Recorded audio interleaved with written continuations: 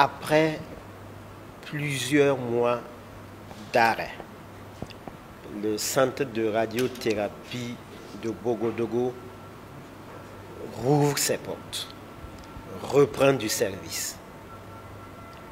Cela fait suite à une volonté ferme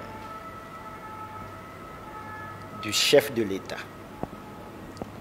président de la transition, le capitaine Ibrahim Traoré, qui a donné des instructions fermes et qui ont fait l'objet d'un suivi rigoureux.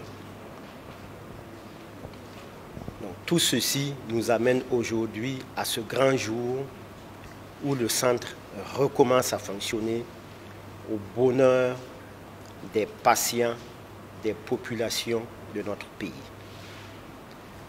Pourquoi ce centre avait cessé de fonctionner? Il ne disposait pas, lors de sa première mise en service, d'un contrat de maintenance. Or, pour ce type de patient, il est extrêmement important d'assurer la continuité du traitement. Aujourd'hui, ces choses faites, ce centre dispose, comme il aurait dû en bénéficier, dispose maintenant d'un contrat de maintenance. Pourquoi ce centre ne fonctionnait pas? Parce que aussi, il n'avait pas de statut. Aujourd'hui, c'est chose faite. Le centre de radiothérapie dispose d'un statut. Il a été rattaché au centre hospitalier universitaire de Bogodogo. Il est donc un service du CHU de Bogodogo. Ce centre reste dans le giron public. Pourquoi ce centre ne fonctionnait pas? Parce que aussi il fallait mettre en place un système de tarification des actes. Sur ce point, nous sommes très avancés et dans les tout prochains jours, un rapport sera soumis en Conseil des ministres à cet effet. Pourquoi ce centre ne fonctionnait pas? Parce que nous avons une insuffisance en ressources humaines.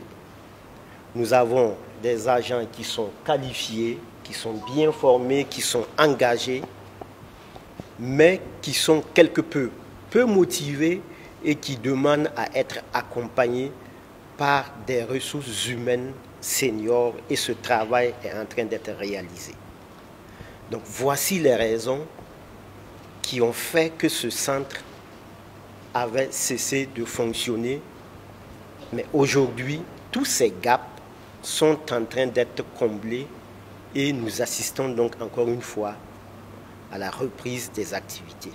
Et c'est le lieu pour moi d'encourager les agents de santé dans l'exercice du sacerdoce qui est le leur. C'est aussi l'occasion pour moi, en attendant que des voix plus autorisées ne le fassent, de magnifier l'exemplarité de la coopération entre le Qatar et notre pays.